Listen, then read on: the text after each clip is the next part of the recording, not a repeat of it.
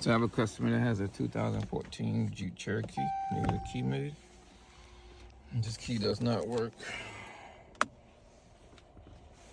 As you can see, the buttons don't work. I'm about to go ahead and get started programming. I'll check back in with a part 2 once it's all done. All right, I just got through with programming. This program, as you can see, the button wasn't working the first time, but now they are.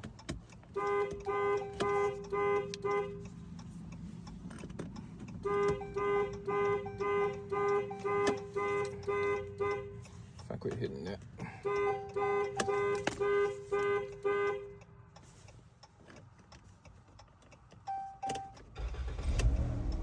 And it does start the car. No successful job, 2014 Jeep Cherokee.